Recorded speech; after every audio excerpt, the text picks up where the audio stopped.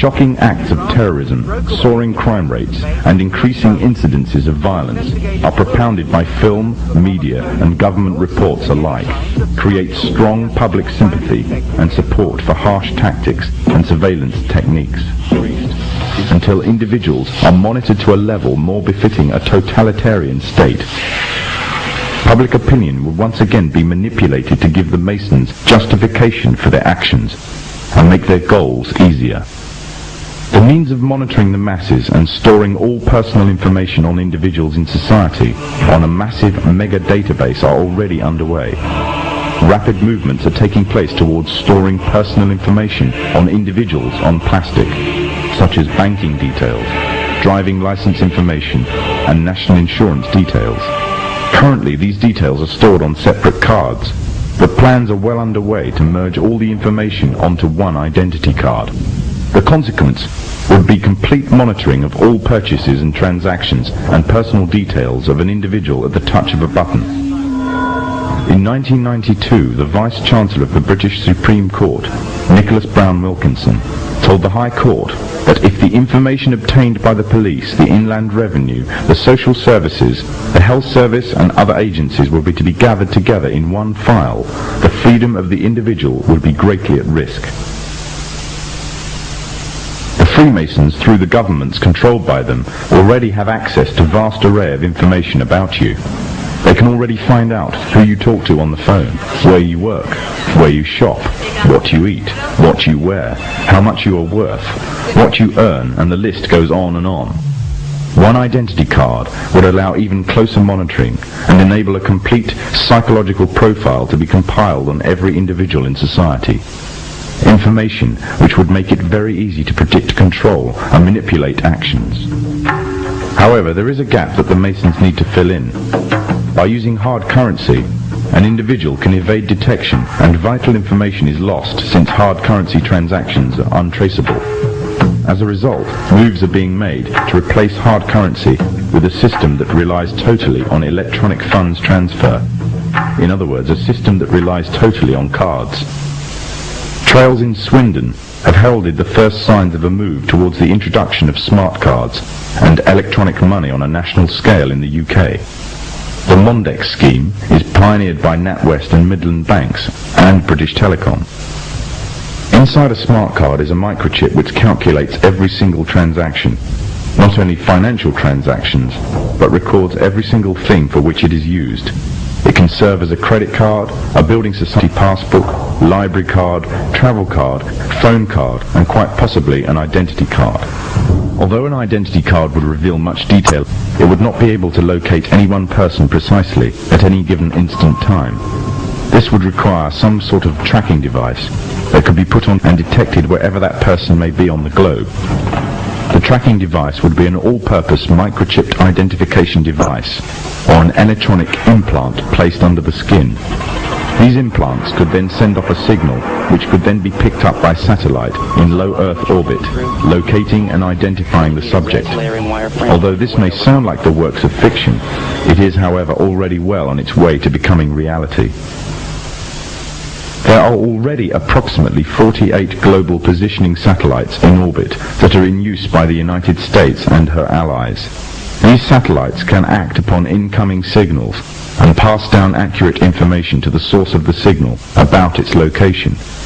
At present, the source of the signals are devices that attach to tanks, battleships, aircraft, or handheld instruments for accurate navigation purposes. The next step would be to introduce the device that creates the source signal on every individual. Currently, one form of device that has been created specifically as a signal source for the satellites is the electronic tag. Already a scheme using such tags on individuals is in operation in the UK. The justification used is that it is necessary to curb the growth in the population of the already overflowing prisons. The tag fits securely around the offender's wrists and can be monitored to see if the offenders are violating curfew regulations. Pilot tagging schemes are already in operation in Greater Manchester, Berkshire and Norfolk, with plans for expansion in other countries in the coming year. The Freemasons' plan for complete global control by one governmental body means that they must pave the way for complete global economic union, complete global legislatory and political union, and complete global military union. On March the 25th, 1957, with the creation of the European Economic Community, the first significant steps in the creation of this global government were taken. Since then, the EEC has become a testing ground for the New World Order. With the basic tenets of freedom of movement between member states already established, goods and people can move relatively freely within this one superstate.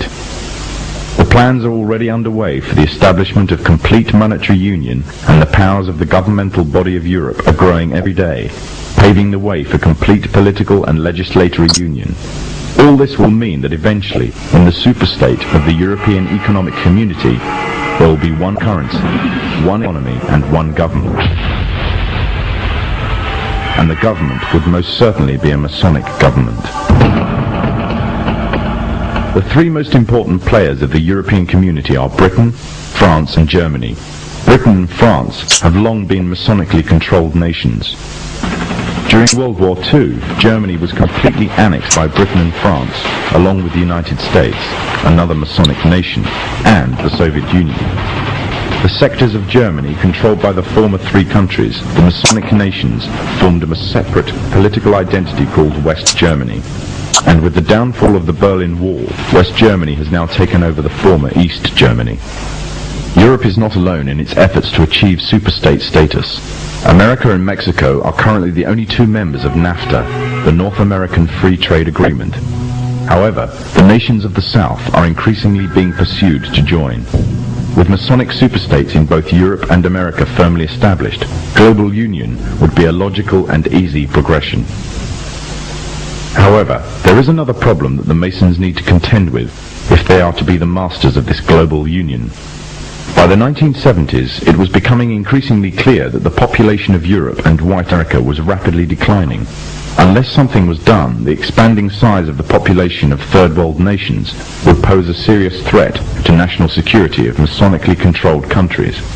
Western consumer power and productivity would reduce, and as a result, they would be completely dependent on that of the third world population. Somehow the gap between Western population and third world population had to be a bridge to restore Western supremacy, or more precisely, Masonic supremacy, at a global scale. In the 1970s, President Jimmy Carter commissioned the Global 2000 report. The findings of the report blamed virtually all of the world problems on the population growth of non-white people. The report went on as far as recommending the elimination of at least 2 billion people in third world nations off the face of the earth by the year 2000 in order to restore Western supremacy. Interestingly enough, also in the 70s, the AIDS epidemic broke out, claiming huge amounts of life in third world nations, as well as amongst the growing black and Hispanic population of America. It was said that the virus originated from green monkeys in Africa and was later passed on to the local population through either acts of bestiality or through consuming them as food.